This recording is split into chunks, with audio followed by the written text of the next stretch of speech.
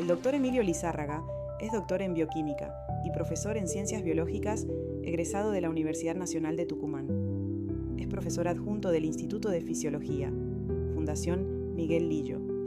También es profesor adjunto de Química Orgánica y Biológica, Facultad de Ciencias Naturales, UNT. Fue becario CONICET, doctoral y codoctoral. Recibió una beca de posgrado del Grupo Montevideo. Dirige el proyecto Efecto de Productos Naturales sobre Sistemas Biológicos Animales. Integra proyectos de investigación con financiamiento nacional e internacional. Dirige tesis doctorales y tesinas.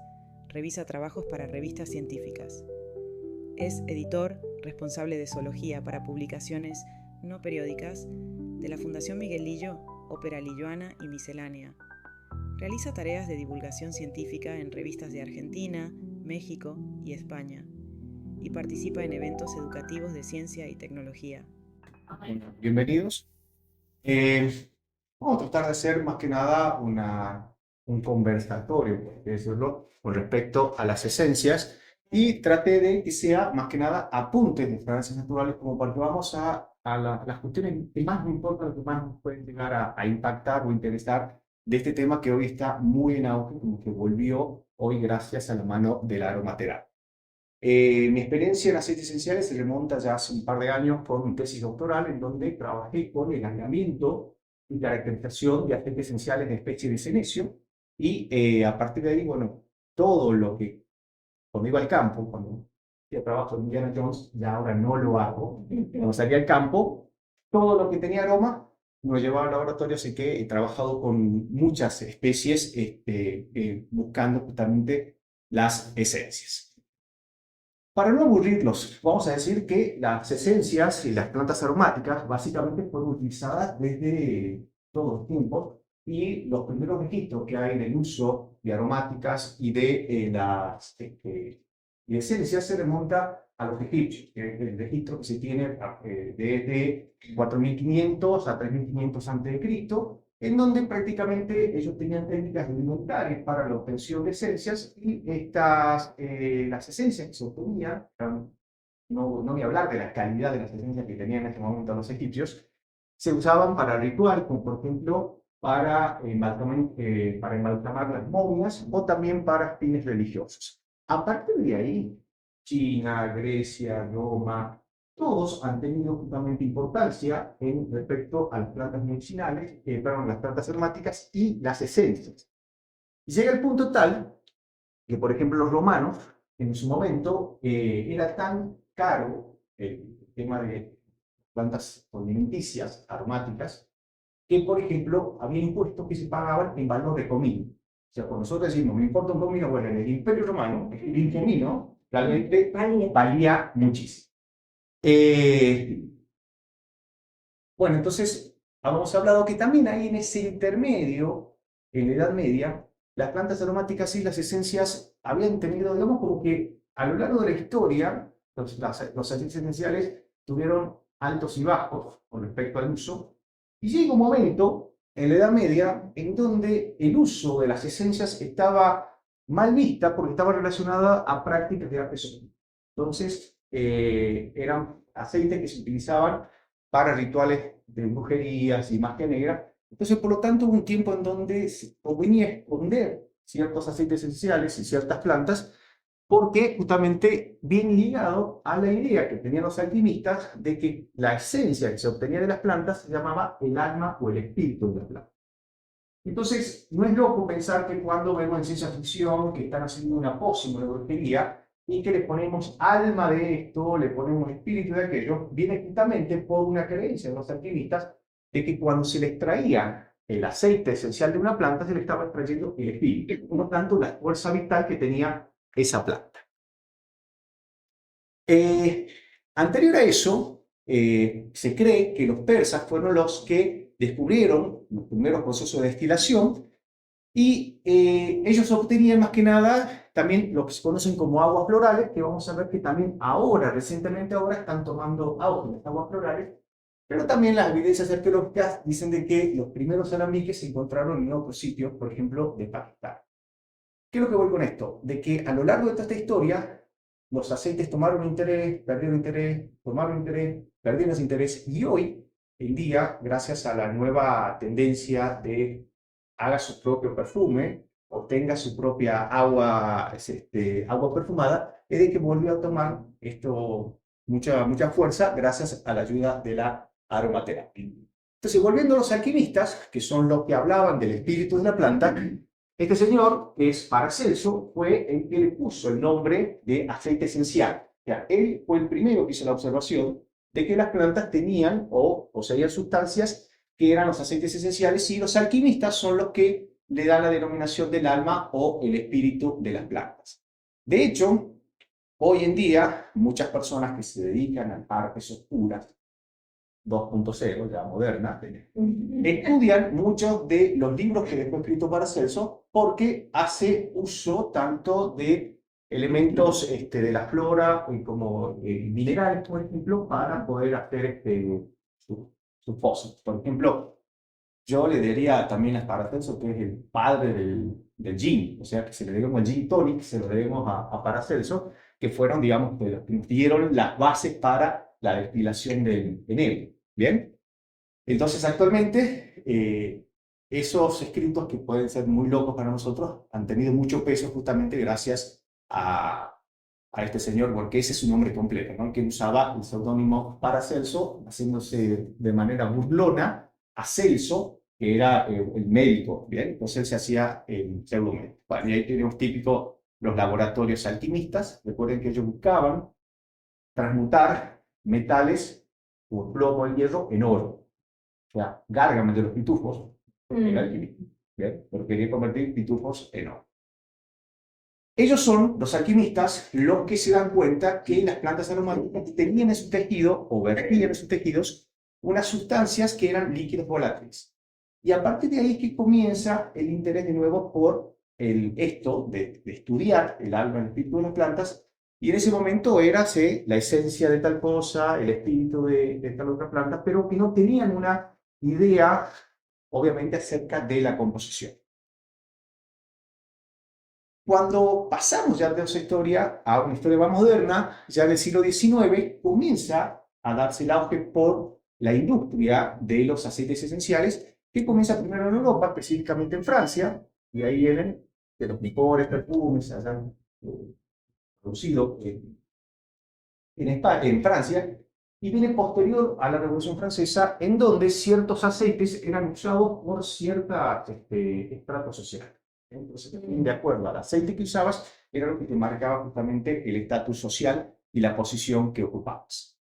Y luego ya comenzaron los primeros estudios, por ejemplo, con el señor que es Jacques Labillardière, y él empezó con el análisis elemental del aceite trementina, que ustedes lo van a ver, que se lo ven actualmente como el aguarrás, pero no el aguarrás mineral, sino el aguarrás vegetal. Ese aceite tiene en su composición alfa-pineno, ese es un monoterpeno que le da el olor característico que tiene el aguarrás y que se utiliza muchísimo todavía como disolvente. En ese momento, este señor pudo hacer el análisis elemental, es decir, sabía que en esa composición había átomos de carbono, pero no llegó a determinar justamente que el 70% de lo que se destilaba de la resina de los pinos era alfa-pineno. Y entonces sabía del exudado de los pinos, hacía un proceso de destilación y obtenía, por una parte, un líquido, que era el aceite, que era el alfa-pineno, y por otro lado quedaba un residuo que ese residuo se lo utilizaba en otras cosas. Entonces él sabe de que se trata de un compuesto de naturaleza orgánica. Y luego ya, bueno, otros químicos más modernos ya empezaron a retomar este tema utilizando los alambiques y empezando a optimizar los métodos de separación para el análisis de los componentes de cada esencia. Bueno, vamos a hacer una diferenciación porque cada vez que hablamos de aceite, no es lo mismo de hablar de un aceite de oliva, un aceite de colza, un aceite de maíz, un aceite de girasol.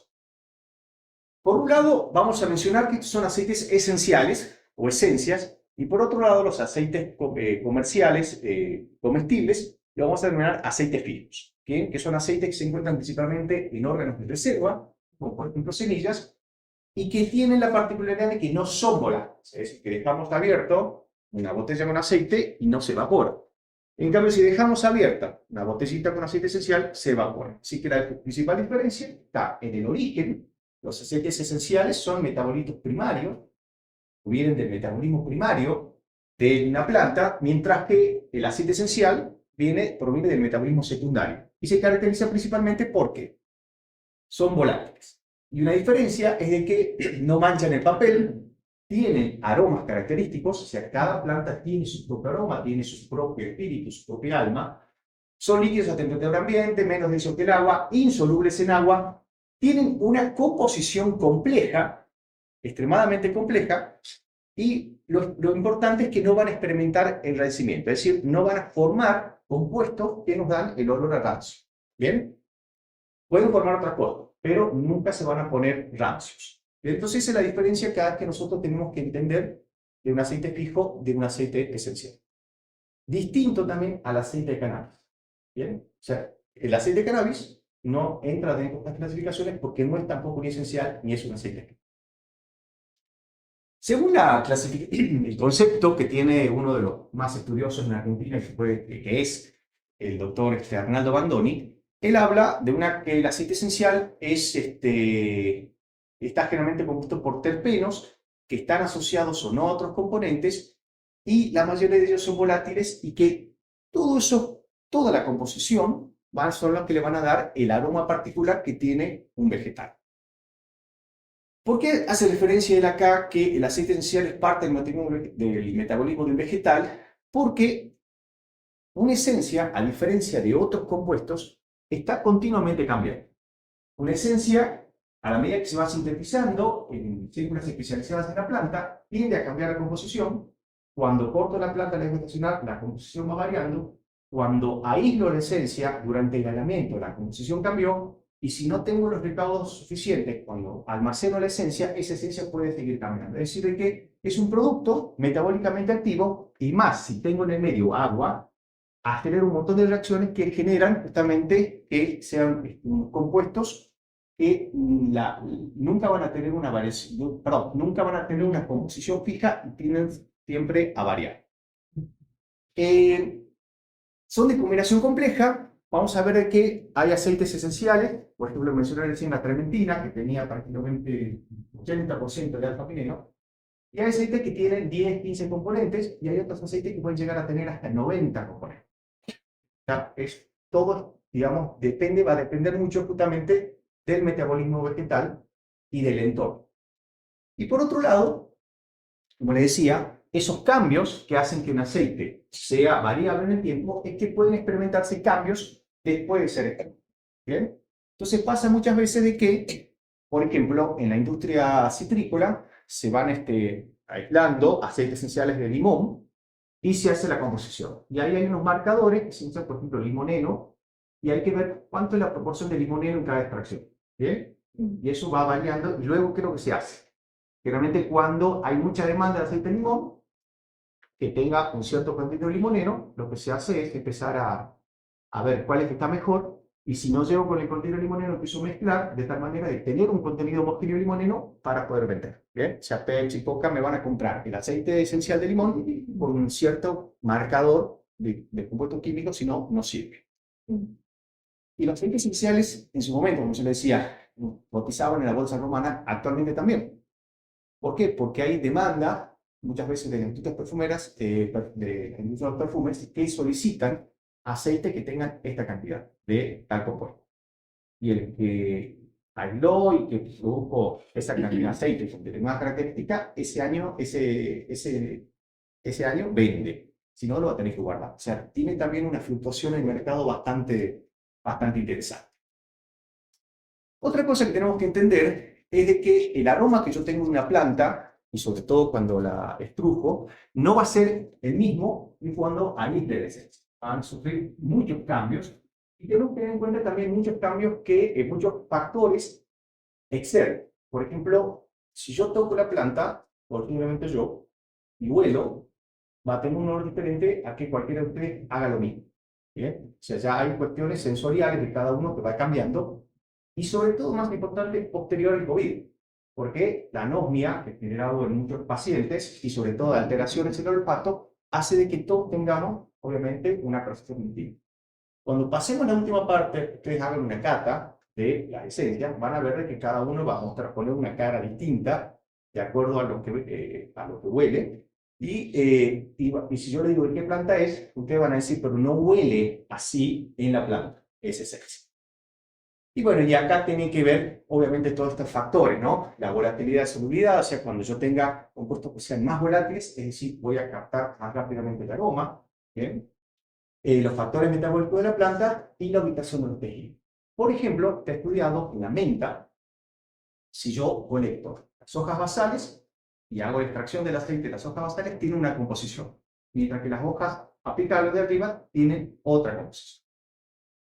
Cuestión es que si yo hago colecta a la mañana, la composición de ese aceite va a ser muy distinta si la hago a la tarde o a la noche. Es decir, que tengo que estandarizar a la hora de producir. O sea, el que quiere poner la pyme primero va a tener que ser muy asesorado por nosotros para recién ponerse a diseñar o a crear su perfume en base a productos naturales. Y la ubicación, bueno, pueden estar en cualquier órgano de la planta, y hay plantas que pueden tener ubicaciones dentro de la misma planta, en diferentes órganos, y esto también, muchas veces, si una planta tiene estructuras que producen o guardan aceites, es distinto el aceite esencial de la raíz al de la hoja, del tallo, etc. Entonces, eso tenemos que también analizar. Por ejemplo, acá en este caso, la esencia que está en la hoja del limonero es distinta a la esencia de la cáscara del limón. Así que eso también hay que tenerlo en cuenta. Bueno, vamos un poco más a la parte ya comercial, a cómo ustedes se encuentran día a día con estos compuestos. Hablamos de esencias fluidas cuando los aceites esenciales son líquidos a temperatura ambiente. Por ejemplo, compro aceite esencial de limón o aceite esencial de naranja. Y esto más o menos ustedes lo ven que lo que ponen en hornitos. Sí. ¿Bien? Y vamos a ver qué son eso que ustedes ponen en los hornitos.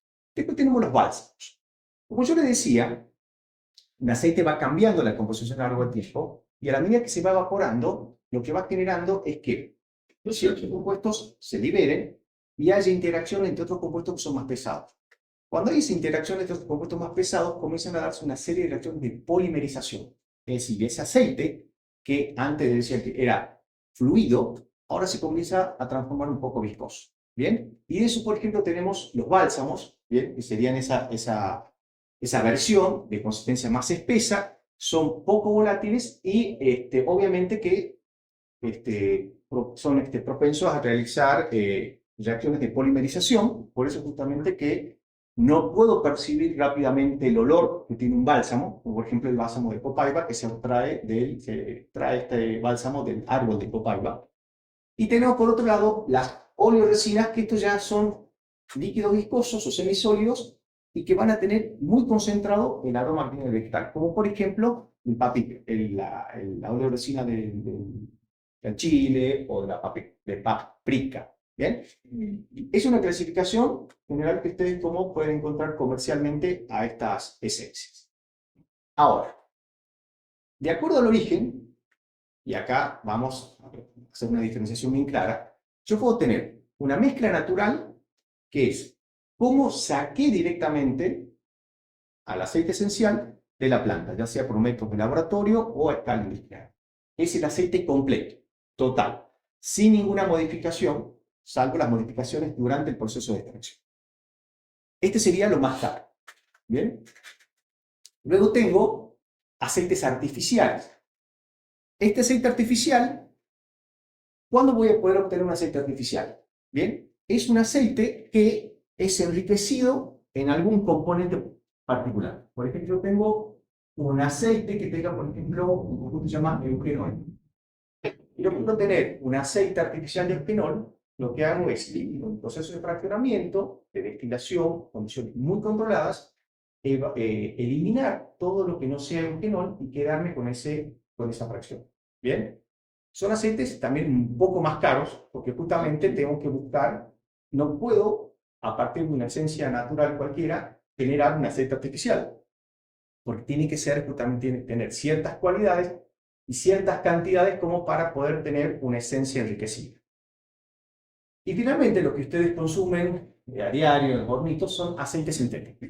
¿Bien? Ustedes van a decir aceite de limón. Bueno, en realidad lo que no tienen aceite de limón, sino que tiene uno o dos componentes que forman parte de la composición. ¿Bien? Estos son los más baratos porque son baratos. O sea, yo les estoy diciendo de que un proceso es caro, pero en cambio ustedes en cualquier negocio pueden conseguir estos aceites a 2,50.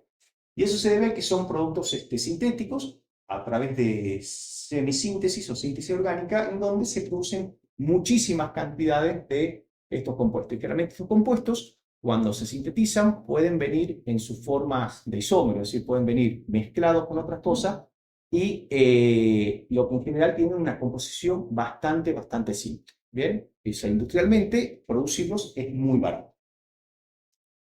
Bueno, yo les hablaba un poco acerca de la composición y vamos a hablar de que, como les decía, pueden ser muy simples o muy complejas y básicamente estos son los 4 compuestos o familia de compuestos que forman parte de las esencias. Los terpenos, los compuestos aromáticos, los compuestos alifáticos de cadena recta y los compuestos sulfurados y nitrogenados heterociclos. Estos últimos compuestos, los sulfurados y nitrogenados, están restringidos a ciertas especies botánicas, es decir, no todos los aceites llegan a tener este tipo de compuestos. Y también los compuestos aromáticos, vamos a ver que están en algunas especies, pero en general los terpenos son los que abundan en todas partes. Los terpenos vamos a tener de 2 tipos. Los hidrocarburos monoterpénicos serían los compuestos que sentimos apenas olemos un aceite, los compuestos de mayor volatilidad, y tenemos por otro lado los monoterpenos oxigenados, es decir, que son sustancias que ya tienen asociadas a oxígeno, es decir, sustancias más polares y que forman parte de digamos, componen la fracción más liviana que tiene un aceite esencial. Otros terpenos, un poco más pesados, vamos a decir así, son los hidrocarburos equiterpénicos y los sesquiterpenos oxigenados. Es decir, que ya aumentan su peso molecular, por lo tanto, son sustancias que van a tener una menor volatilidad que los compuestos anteriores. Es decir, que cuando ustedes huelen una esencia completa, están percibiendo en ese momento a los terpenos, a los monoterpenos, porque estos compuestos son los que son más pesados. Y estos compuestos son los que actúan a modo de fijadores de las esencias. Ustedes saben que un perfume tiene la esencia, tiene agua, tiene alcohol, tiene otro compuesto y tiene un fijador. ¿Qué significa ese fijador? Que es una sustancia que va a actuar mediante, vamos a ver, diferentes interacciones químicas para retener el aroma volátil, o sea, el aroma que percibimos más fácilmente. Bien, entonces los sesquiterpenos, estos actuarían a modo de fijadores de los perfumes naturales. Luego tenemos los compuestos aromáticos, también restringidos a algunas especies, bien, que derivan justamente de un núcleo aromático, que es el fenol, bien, todos tenemos que tener un fenol, y estos compuestos que están particularmente en algunas plantas, que son los que le dan el olor feo que tienen, o sea, el olor a cabras, el olor, que también son compuestos muy livianos, pero van a estar restringidos en determinadas especies, bien, no están en todas. Y acá aparecen estos otros compuestos, los sulfurados y nitrogenados, que también van a estar muy restringidos a ciertas especies y se caracterizan por ser compuestos, en estos casos particularmente los que tienen azufre, muy inestables, es decir, que yo lo aíslo y inmediatamente se terminan descomponiendo, como por ejemplo el caso de la lina o el caso del componente de un tiocianato de la mostaza, o por ejemplo este disulfuro de anilo que se encuentra en los ajos. Es decir, son compuestos que pueden estar presentes, pero a diferencia de los otros anteriores son muy inestables. ¿Bien? El indol, que es el que le da el olor característico que tiene el repollo, y tenemos aquí el caso del escatol, que también se va a encontrar restringido a ciertas especies, y que lo particular que tiene el escatol es de que muchos perfumes caros que podemos conseguir, los perfumes importados, tienen como fijador a este compuesto. Este compuesto retiene mucho a los compuestos volátiles y tiene la particularidad de que cuando está en bajas concentraciones huele a flores, a violeta, y cuando está en altas concentraciones huele a materia fecal. Por eso es que estas plantas que producen escatol atraen continuamente moscas. Y ese olor a materia fecal es el responsable de fijar aromas en perfumes importados. Bueno, esto no voy a detener mucho. Esto ya cuestiones de ultraestructuras. Esas secreciones, es decir, que los alquimistas ya se dieron cuenta de que estos aceites eran secreciones que producían las plantas, y hoy sabemos que esas secreciones pueden ser tanto endógenas o exógenas, es decir, las pueden producir y hacia afuera o guardarlas, ¿no? Las secreciones exógenas se llevan a cabo por estas estructuras que se llaman los tricomas o pelos glandulares, y por otros que son los osmóforos. Los tricomas particularmente lo que tienen son estructuras que son muy débiles, donde acumulan, o sea, en la superficie acumulan la esencia, y al íntimo contacto que yo tengo con esa estructura, eso se rompe y genera su acción. A nosotros nos sirve para un montón de cosas los aceites, pero las plantas lo producen como un mecanismo de defensa. Defensa con los predadores, una barrera para evitar el ataque de virus, de hongos, de bacterias. Y entonces esas estructuras, esos pelos glandulares, son muy sensibles, entonces inmediatamente ante el ataque herbívoro se rompen, dejan al descubierto todo el contenido y genera justamente una defensa contra el herbívoro, o bien son antimicóticos, antibacterianos, naturales, son como una primera barrera de defensa que tienen las plantas. Por otro caso, esos fósforos están más relacionados también a la producción de aromas para atraer insectos, ¿bien? O sea, abejas o moscas de acuerdo al interés que tenga la planta por quién quiere ser polinizada, ¿no? Esto sería entonces, digamos, una especie de clasificación. Y también tenemos la secreción endógena, es decir, que se acumulan en alguna parte de la planta. Entonces tenemos secreciones internas, como por ejemplo que en el laurel, en la canela o en la ruda, si ustedes pasan, por encima no hay, pero tienen que romper justamente para ver que las estructuras están hacia adentro, en lo que son los ideoblastos secretores, o hay secreciones que son, estas son una secreción intracelular y algunas que son extracelulares, en donde se van a crear especies de canales en donde se va a acumular el aceite. ¿Bien? Por ejemplo, el clavo de olor o en el apio. ¿Bien? Que ustedes saben que para el aroma del apio tienen que romper bastante, y si ustedes huelen simplemente, o sea, si, simplemente no van a percibir el olor a apio, pero sí cuando está, digamos, triturado el tejido. ¿Bien? Eso sería, digamos, de cómo la planta metaboliza y dónde acumula, y lo va a hacer de acuerdo, digamos, a su necesidad metabólica respectiva.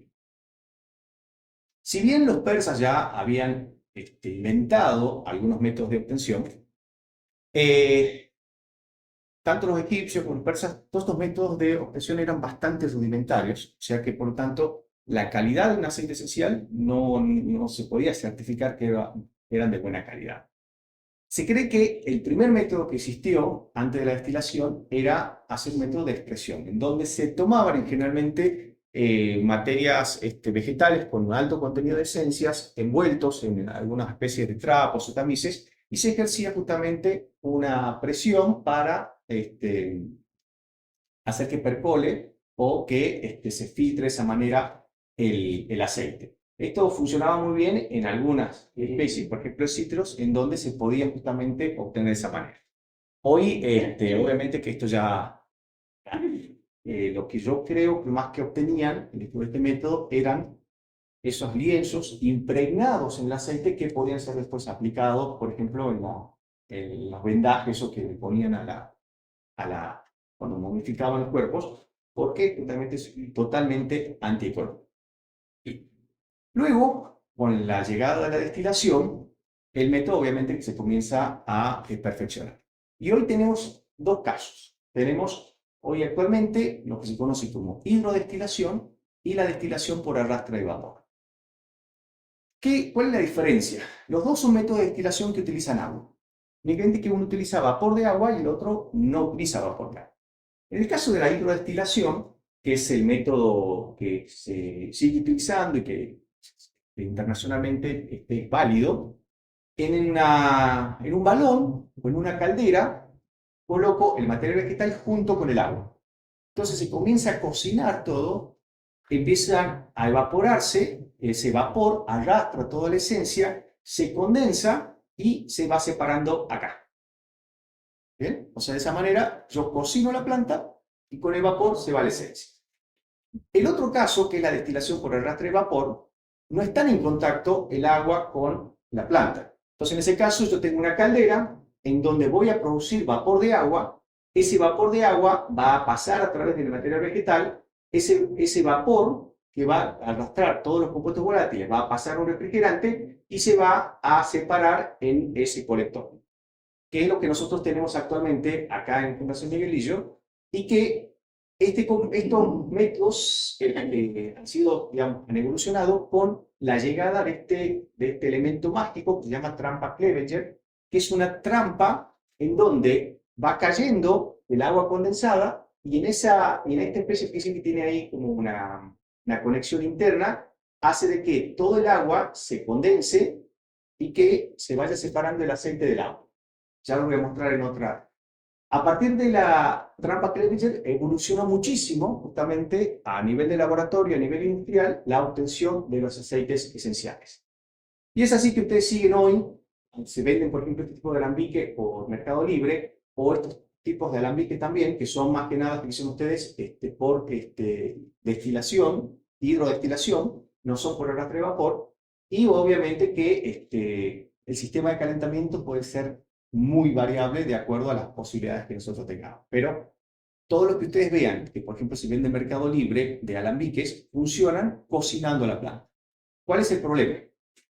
Que ustedes acá pierden el material vegetal cuando lo cocinan. En cambio acá, cuando se utiliza vapor de agua, podemos recuperar ese material vegetal para poder seguir obteniendo otros extractos o seguir utilizando. Por ejemplo, yo puedo sacar volátiles del cannabis, pero sin alterar el contenido de THC y CBD. Por ejemplo, haciendo esto. O puedo sacar, por ejemplo, componentes del orégano y enriquecerlo al orégano en compuestos fenólicos y sacar por un lado el aceite esencial. Bueno, todo esto, los alambiques y todo eso, directamente no puedo recuperar el material vegetal porque prácticamente quedó cocinado.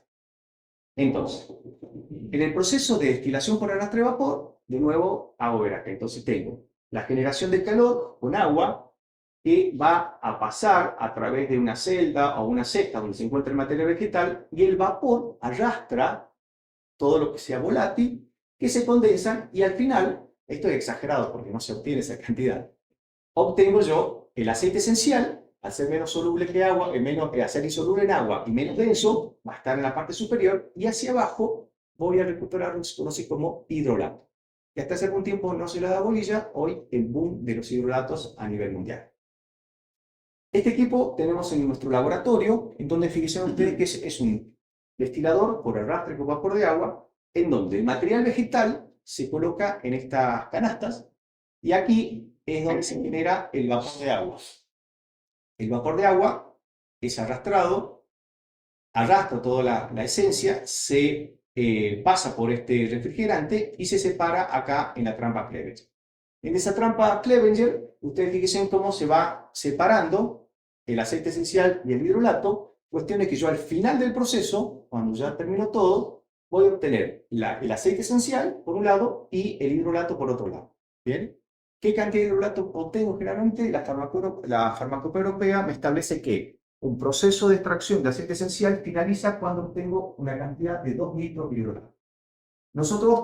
Yo tengo particularmente otro criterio en donde si me piden obtener hidrolato, quiero saber en qué concentración lo quiero.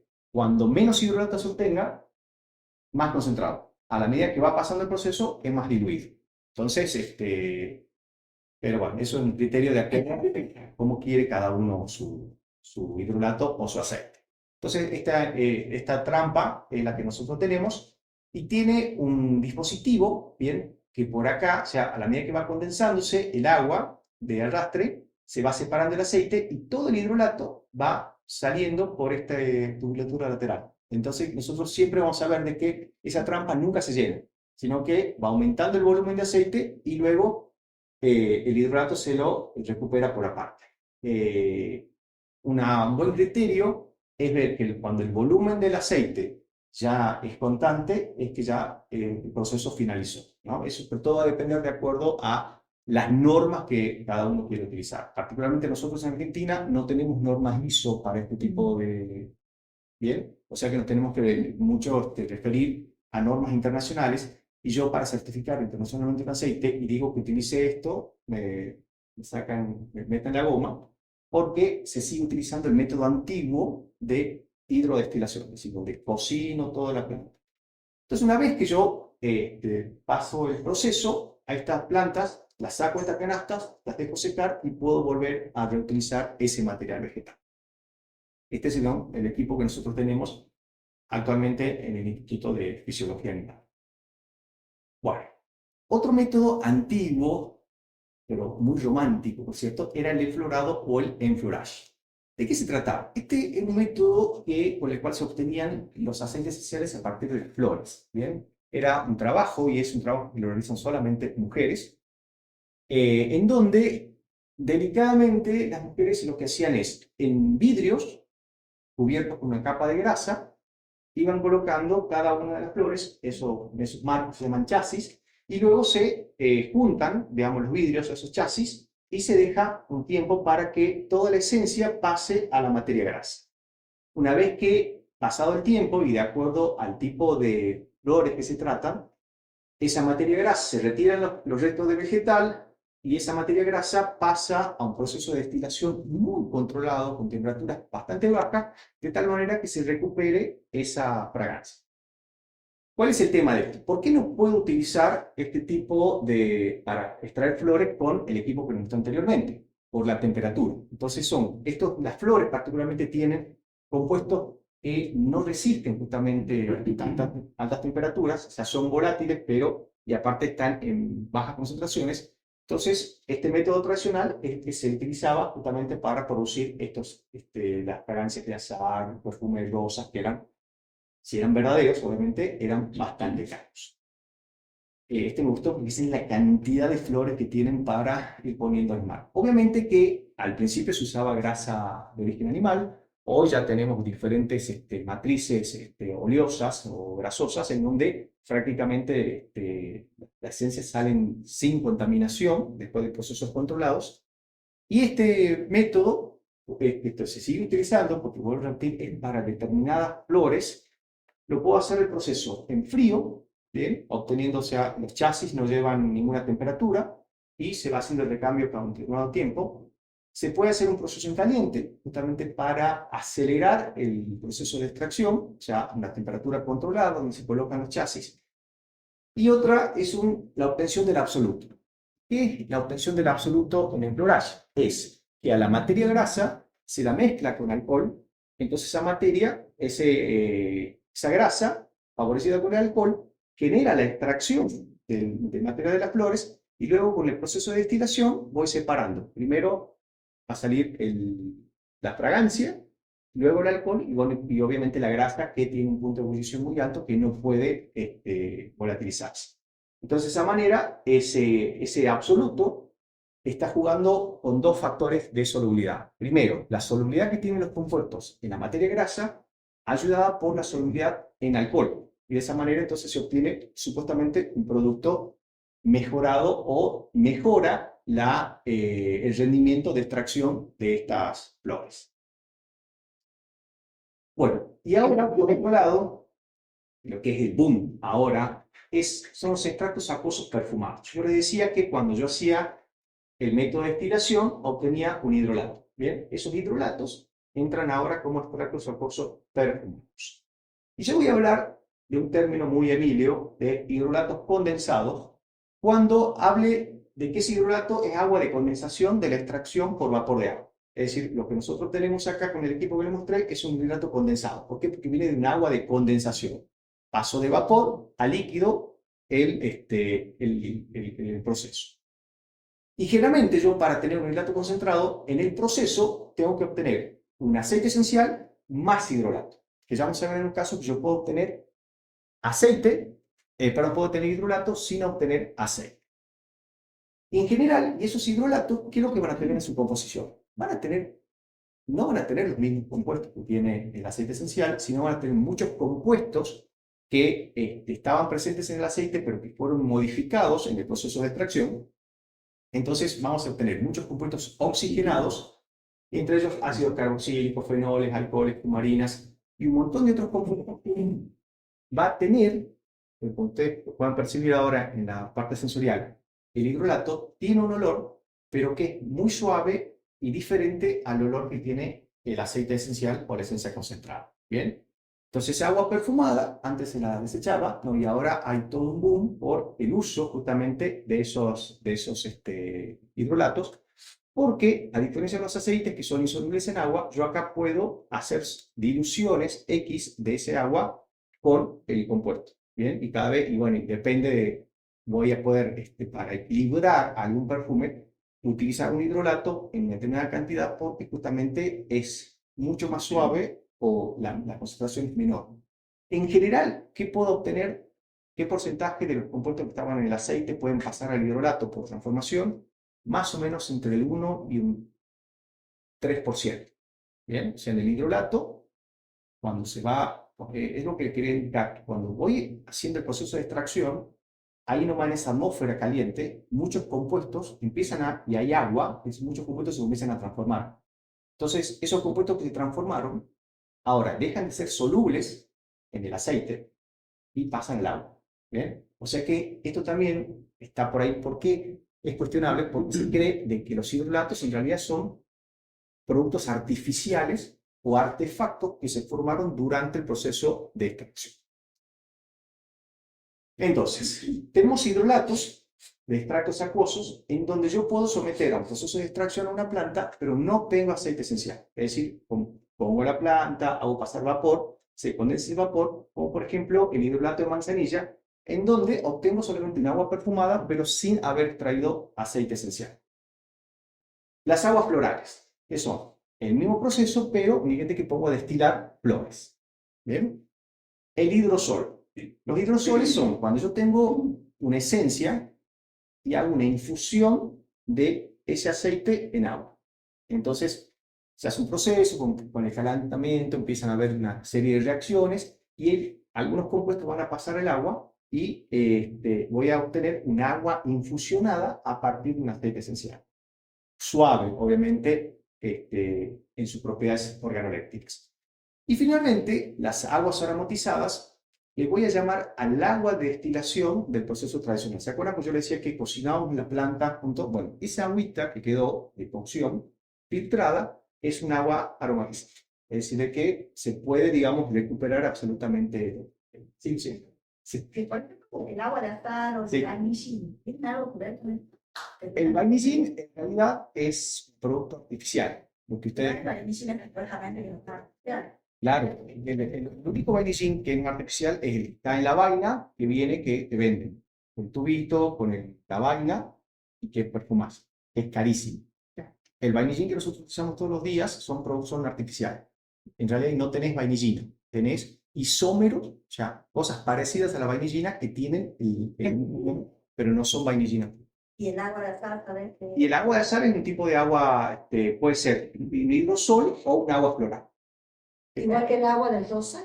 Igual que el agua de rosa, exactamente. Pero todas estas cosas, por ejemplo, no se pueden comer.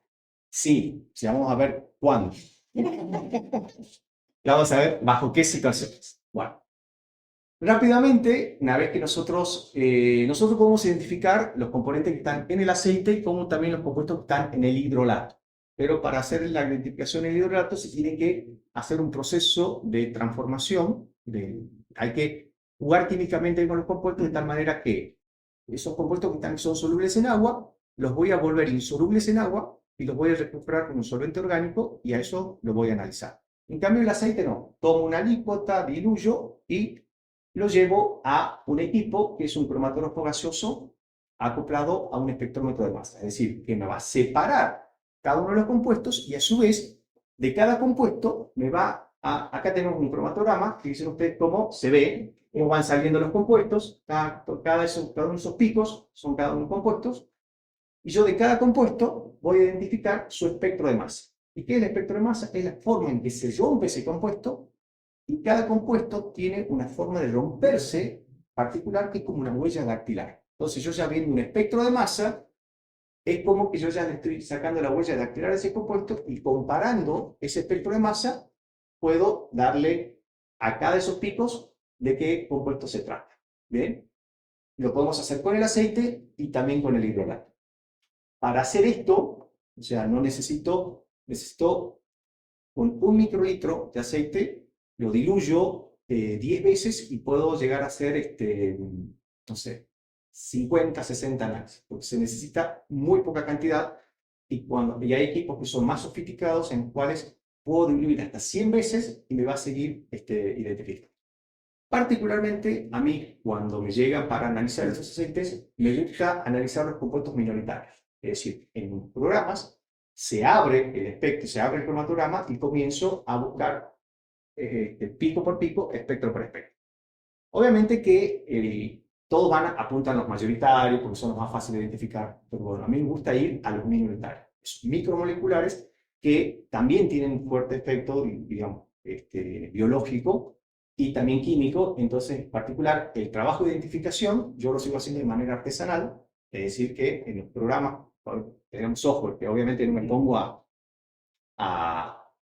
buscar el espectro más, sino que ya viendo y por comparación a los espectros, pero yo voy siempre a buscar justamente los que están en menor cantidad. Y hasta que yo no tenga arriba del 90% de identificación, no entrego el informe porque siempre me parece poco. Pero sí, y generalmente nunca llegamos a identificar el 100% de los componentes. ¿Bien? Se acepta que si se identifica desde un 90% ya es aceptable para una publicación, y obviamente si es para un informe técnico va a depender de la calidad que me pidan cómo quiero hacer el informe. Realmente, bueno, yo no hago de aceite de limón, pero para aceite de limón solamente importa saber qué cantidad tengo de limoneno y de, qué sé yo, neral. ¿Cuál y cuánto? Cuál y cuantitativo, sí. Entonces, de esta manera, y cuando ustedes, fíjense que cuando van abriendo ahí, se van encontrando cada vez con cosas más chiquititas, y van cliqueando en cada de esas cosas y le va saliendo una huella dactilar distinta. Como según hay Felipe, que yo tengo un delirio místico cuando me pongo a hacer esto, porque no, me pierdo en el tiempo y se me puede pasar todo el día ahí buscando los micromoleculares. Bueno, fíjense en esto, parte de los trabajos que yo hice, el aceite esencial de la chachacoma. Fíjense ustedes cómo muestra muchos monoterpenos que salen acá. Y fíjense ustedes que después tengo una variación bastante compleja y tengo para otra especie de senecio, que es la mocora, el mocomoco, en donde fíjense ustedes que un solo compuesto me representa casi el 85%. ¿Bien? Entonces, eso vamos a ir al punto de que los aceites esenciales pueden ser muy simples o extremadamente complejos, y que cada vez que vamos a estudiar una planta nueva, el espectro, el cromatograma puede ser un mundo, ¿bien? Con cosas muy simples o extremadamente complejas. Este prácticamente debe tener alrededor de 50 componentes y este creo que no superaba los 25 componentes. ¿Bien? Emilio, perdón, ya que estás hablando de este tema. Digo una cosa, como son tan inestables los aceites esenciales, Sí. pienso que lo que vos haces de estudiar las micromoléculas también es importante, porque también hay que saber qué reacciones puede tener después este aceite esencial en la persona, porque a veces se nos vende y dice dura un año, y en un año... No, en un año eso va cambiando, pero lo que se vende, lo que pasa es que se vende son artificiales o sintéticos. Que los logran estabilizar. Se logra estabilizar con 2 a la hora. Por ejemplo, si yo logro aislar y enriquecer a este aceite en 95% de hidrofuquinona, esa hidrofuquinona va a ser mucho más estable por años que estando con todo esto. Es más probable que esta hidrofuquinona con el tiempo se vaya transformando en otro compuesto, que sí lo logré evidenciar yo en esta planta. Entonces eso, pero a la medida que vos aislar el compuesto, mejora la estabilidad. Y otra cosa que está muy buena que se hace es que los japoneses esto lo hacen para estudiar el olor a axila, el olor a piel, entonces cosas, no sé, bueno, acá nosotros no tenemos, pero sí se hace, por ejemplo, en Uruguay, con uno de nuestros socios que tenemos, es hacer la olfatometría dinámica. Eso ya está certificado con una norma ISO, en donde se hace el análisis y a la medida que va saliendo cada compuesto, tenemos un panel de narices, o sea, de personas entrenadas, su olfato, que van percibiendo de cada compuesto que va saliendo, van percibiendo el olor y van registrando las notas. Y vamos a ver qué son las notas. Entonces, por ejemplo, ya acá tenemos un aceite de canela. Entonces sale el pico 1 y ellos les llegan y anotan qué aroma, qué nota o qué sensación les genera el pico 1. De esa manera, a través de ese proceso dinámico, se puede tener una carta de notas que tiene una esencia. O sea, entonces de ahí, después cuáles son las que prevalecen. Y bueno, pueden prevalecer las que son mayoritarias o las que se detectan mejor. Vamos a ver bien por qué. Entonces, otro proceso en el cual me sirve a mí, además para cuantificar, sino para darle una cualidad que tiene cada componente de ese aceite. Esto se hace en laboratorios blancos o laboratorios libres de otros aromas a temperaturas estándar y obviamente en condiciones de total concentración de las personas y de personas que son entrenadas.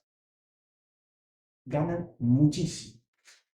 Ganan muchísimo dinero las personas que se entrenan como narices de bebé. Nosotros tuvimos un evento en abril donde vinieron gente de la Federación Internacional para el Comercio de Plantas Aromáticas y vinieron gente, 50 personas de 42 países, muchos de ellos europeos, asiáticos, africanos, y había personas que venían directamente de perfumerías, de grandes perfumerías, y hacen todo un proceso, un ritual en donde iban sacando las notas, cada una de esas cosas.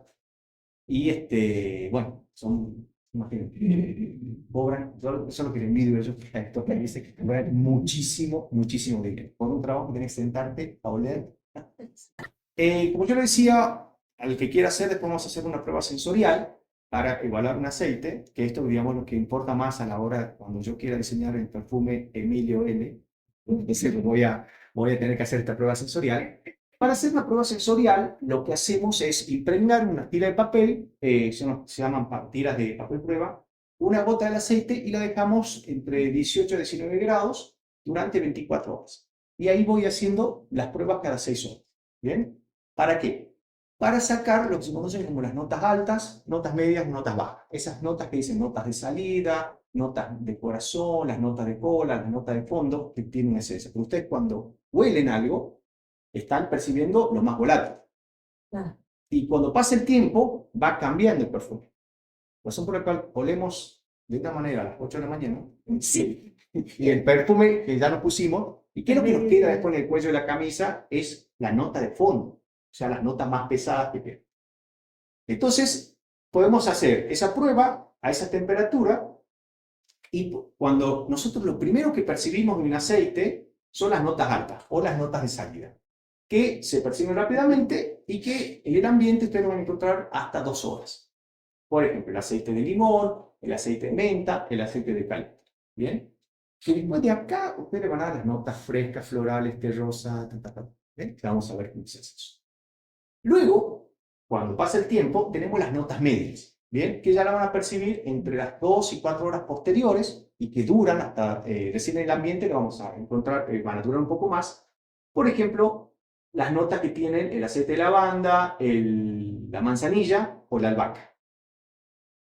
Y finalmente tenemos las notas bajas, o notas de fondo, que son las que tienen mayor intensidad, pero que no las percibimos inmediatamente, sino que las vamos a percibir durante mucho tiempo después y que son las que duran varios días en el ambiente. Yo, por ejemplo, en las tiras de papel de prueba, impregné hace 18 horas aceite. O sea que ustedes acá, cuando hagan la prueba sensorial, en la tira de papel van a reconocer las notas de fondo de cada esencia y cuando abran el vial donde está la esencia, van a reconocer las notas de salida. Ahora, ¿qué es importante? Eso. O sea, ustedes se desarrollan un sistema piramidal para las notas, en donde lo primero que se percibe son las notas altas, las medias y las bajas finales. Químicamente, ¿qué es lo que estamos viendo o qué es lo que estamos percibiendo? En las notas altas, a los monoterpenos. Eso es lo que yo mostraba en el cromatograma, lo que salía primero. ¿Bien? Lo más liviano, lo más volátil. En las notas medias van a empezar a aparecer los monoterpenos oxigenados y algunos ésteres, entre otros compuestos. Y finalmente, las notas bajas son los sesquiterpenos y sesquiterpenos oxigenados y otros compuestos de mayor peso molecular. Esas notas, de acuerdo a, digamos, la persona y a su percepción, va a generar la familia de aromas y de ahí salen todo esto. Este aceite es anisado, es cineólico, citro, verde, cítrico, herbáceo, afrutado, resinoso. Entonces cada uno le va dando una calificación sensorial acorde a lo que percibió en nariz. Subjetivo para mí. Y post-COVID, peor. ¿La cebolla dónde entra? No, la cebolla lo que tiene Porque son está compuestos, fuerte, no, sí, no, porque sí, queda- son compuestos azufrados. Ah, No es un aceite esencial, es un compuesto bien, azufrado bien. que en la cebolla no está el compuesto como tal. Cuando vos producís el porte, el metal genera una reacción que cataliza, digamos, que activa una enzima y se genera un compuesto que en la cebolla no lo tenías. Entonces, ese compuesto Qué tan fuerte. es fuerte, se transforma en un gas y fácilmente te sacas con agua. Si no, sería, digamos, no entra dentro de esta clasificación. Entonces ahora, fíjense usted lo importante, que dentro de una esencia, estos sesquiterpenos actúan de fijadores. ¿Y cómo actúan de fijadores? Porque van a generar interacciones con estos constituyentes y esas interacciones son netamente interacciones químicas. Entonces, mostrando este cromatograma, creo que es una de Chachacoma, fíjense ustedes cómo puedo identificar en esta parte, en estos primeros tiempos, las notas de salida, las notas medias y las notas de fondo o notas bajas, que también lo van a conocer como notas de cola, a las notas de media como notas de corazón. Tienen diferente clasificación. Y entonces, ¿cuál es lo interesante de acá? Las notas altas las percibo primero, ¿por qué? Porque son los compuestos que tienen mayor volatilidad y los que tienen menor peso molecular. O sea que tranquilamente a una determinada temperatura pueden pasar del estado líquido al estado vapor o al estado gaseoso. Las notas medias, ya tenemos compuestos que ya tienen oxígeno, compuestos más pesados, y finalmente los compuestos de las notas bajas son compuestos más grandes que suelen tener mayor cantidad de oxígeno. Entonces, los compuestos bajos que actúan, o sea, las notas bajas, que son los compuestos que actúan de fijadores, pueden establecer interacciones de intensidad, de baja intensidad, como por ejemplo las fuerzas de London o las fuerzas de dipolo-dipolo, es decir, atracciones intermoleculares. Estos compuestos están una especie de agarrando a esos compuestos más livianos, ¿bien? Pero a través de interacciones electrostáticas. En cambio, con las notas medias, ¿qué es lo que pasa? Hay muchos compuestos que ya tienen oxígeno o que tienen oxidilo, OH. Y si yo tengo dos moléculas que tienen OH, se establecen otro tipo de interacción un poquito más intensa que son los gases de hidrógeno. Y de esa manera es que químicamente esas interacciones hacen de que los fijadores estén agarrando de alguna manera a estos compuestos y hacen de que la evaporación sea más lenta. Es decir, que el fijador lo que hace es generar una interacción química con los compuestos, generando justamente estas interacciones intermoleculares que prácticamente son de carácter electrostáticas. ¿Bien? No son enlaces propiamente dichos, sino son interacciones. Entonces, de esa manera es que nosotros podemos ir percibiendo cada uno de ellos. Y realmente, si yo quiero empezar a producir el aceite, tengo que tener una serie de consideraciones a la hora de producir un aceite y sobre todo a la hora de seleccionar qué aceite voy a seleccionar para generar mi propia fragancia. Entonces, tengo que estandarizar el proceso de obtención de material vegetal. No puedo salir al campo a radiar todo y extraer todo, no. Tengo que establecer las formas de cultivo, tener un cultivo estable, ¿bien? Estandarización de la producción del material vegetal, bueno, estandarización del proceso de obtención y conservación de cada esencia, ver si tengo que controlar temperatura, tengo que controlar el refrigerante, cómo lo guardo, si me conviene guardarlo con algún conservante o no, a qué temperatura lo guardo para evitar que se desinifique, y luego las propiedades que tiene cada compuesto. Toxicidad. Tengo muchos compuestos que para la hora de ingerirlos pueden ser tóxicos. Por ejemplo, muchos aceites esenciales que tienen tuyonas, que son extremadamente tóxicas y están reguladas a nivel de mercado. O muchos compuestos, por ejemplo las cumarinas, que pueden estar en el hidrolato o en el aceite, pero que son fotosensibilizantes. Entonces uno se pone y luego sale al sol y te aparece una mancha justamente por ese compuesto. O sea, tenemos que tratar de justamente ver cómo se regula eso. El umbral de detección. Voy a tener compuestos que a baja dosis, a una baja cantidad, se lo puedo detectar y otro que para detectarlo tiene que estar en una cantidad alta, o sea, va a depender justamente de la propiedad de cada compuesto. O el caso del escatol, que le decía que tiene un olor cuando está en bajas concentraciones y cambia totalmente su aroma cuando está en altas concentraciones. La presencia de isómeros, es decir, compuestos que son muy parecidos, que tienen la misma fórmula molecular, pero una estructura distinta. Y los efectos inertes. Ver cómo, y ahí es donde yo intervengo de nuevo, los compuestos micromoleculares intervienen favoreciendo la acción de los compuestos mayoritarios. Nada que ver, pero por ejemplo, hay un concepto que se llama efecto séquito, que se utiliza mucho para hablar de los volátiles de cannabis. Si yo hago una selección de una cepa en base a los volátiles y en base a los contenidos de CBD o THC, voy a seleccionar, por ejemplo, si quiero que me pegue, o sea, quiero que favorezca el THC. Seleccionaré, por ejemplo, una cepa que tenga un alto contenido en mircea. Y eso le puedo garantizar efecto sofá. ¿Ya? Se duerme. En cambio, si yo quiero que si esté más exacerbado el efecto del CBD, buscaré qué cepa tiene determinado volátil para que se justamente active el CBD y disminuya el efecto del THC. Es decir, ¿qué es lo que voy con esto? Que esos compuestos minoritarios pueden favorecer justamente la acción de los constituyentes mayoritarios, ya sean de origen terpénico o de otro origen. O sea, por eso les puse un ejemplo nada que ver, porque el CBD y el THC no son volátiles, entonces, pero que sí son activados o desactivados por la acción de los terpenos. Y obtener, obviamente, los perfiles que, si yo me dedico a producir aceite, que los perfiles químicos sean constantes. Es decir, que si yo la planta la colecto en tal lugar, tiene la misma proporción, el mismo perfil, o no llegar como yo que me encontré, por ejemplo, con esta planta en San Antonio de los Cobres, que tiene esta molécula, y fíjense ustedes que otra planta colectada, la misma planta, perdón, colectada, la misma especie en Antofagasta de la Sierra, me cambia totalmente la composición. ¿Y qué es lo que pasó acá? Que dicen que estos dos son isómeros, son moléculas extremadamente iguales, pero la planta va a producir como ella quiere. Se repitió varias veces y todo el año la composición de esta planta es constante.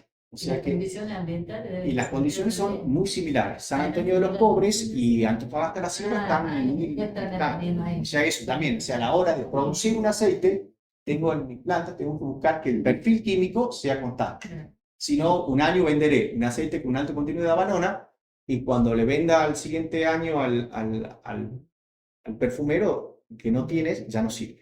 ¿Bien? Y bueno, y con respecto a los isómeros, ten en cuenta que también la configuración, la estructura, le va a cambiar las propiedades que tienen cada uno de sus compuestos. Por ejemplo, el limoneno es lo que le da más el olor que está presente en el limón, ¿bien? Y esta forma, el R limoneno o el más limoneno. En cambio, el S limoneno o el menos limoneno está más presente en la naranja. Y ambos, fíjense, tienen propiedades distintas. Yo al más limoneno recién lo puedo oler cuando está en 200 partes por billón. En cambio, al S limoneno, que se encuentra más en la naranja, tiene que estar en una concentración más alta recién para poder percibirlo. ¿Bien? ¿Cierto? O por ejemplo el caso de las tuyonas, que estaban presentes en el absenta, en el licor de ajenco. La forma alfa no es neurotóxica, ¿bien? Que puede producir un cuadro que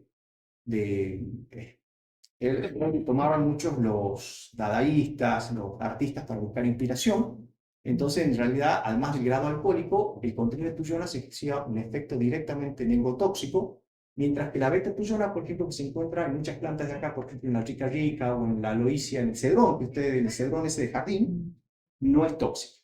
¿Bien? Y fíjense ustedes que tienen. La alfa-tuyona tiene este hidrógeno hacia adelante, y la beta-tuyona lo tiene al hidrógeno hacia atrás. Y esa diferencia estructural es muy selectiva a la hora de actuar sobre los blancos en las células. O, por ejemplo, también por último, que como derivados del paracimeno tenemos el timol y el carbacrol. El timol presente en el tomillo, el carbacrol presente en el orégano. Ambos tienen sabores muy similares, tienen pequeñas diferencias, por eso es que nunca a la hora de cocinar tenemos que mezclar tomillo y orégano. No estamos poniendo lo mismo. ¿Bien? Y fíjense ustedes que la diferencia está en la ubicación de un grupo oxidrílico. Bueno, este trabajo nosotros acá trabajamos de manera interdisciplinaria. Bueno, acá en Fundación Miguelillo, bueno, está María de los Ángeles Álvarez, y Marilis Mercado del Instituto de Morfología Vegetal, como yo de Fisiología Animal.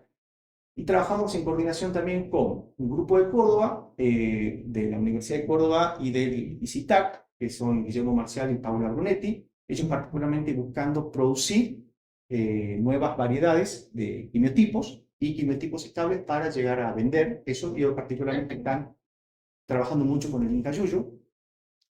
Bueno, después tenemos con colaboradores de la UNDEC, de la Universidad de Chilecito, Livio Corso, que él es el que explora las nuevas floras de allá, sale al campo a oler todo lo que hay en el campo y nos trae para nosotros hacer las extracciones. Y Franco Manuel Calvo, que es el estadista del grupo, o sea, él todas las tablas las transforma en gráficas que quedan muy espectaculares. Luego, bueno, tenemos a Daliana Reta de la UBA, que es la que nos hace el proceso de análisis, digamos, pasar el análisis lo hacemos acá, o sea, y Julián Guarinero del INTA, que también está un poco más en la parte de mejoramiento vegetal, y tenemos también la colaboración que nos ayuda mucho en la identificación con nuevos métodos de identificación, que es Manuel Mendiliaga, de la Universidad de la República, que él está invitado para venir el año que viene a hacer una estadía acá, así que le vamos a exprimir con respecto a los métodos de cruza de datos para poder identificar más rápidamente. O sea, voy a dejar de ser artesano, si es que él me enseña, a la hora de hacer la identificación. Así que este grupo, bueno, de estos contextos profesionales somos los que estamos trabajando y bueno, desde Fundación ofrecemos el servicio para la obtención de aceite esencial y la obtención de hidrolato a través del sistema, digamos, de transferencia que tiene la institución. Bueno, al que quiera venir a hacer la prueba sensorial, está invitado. No los aburro más. Muchísimas gracias.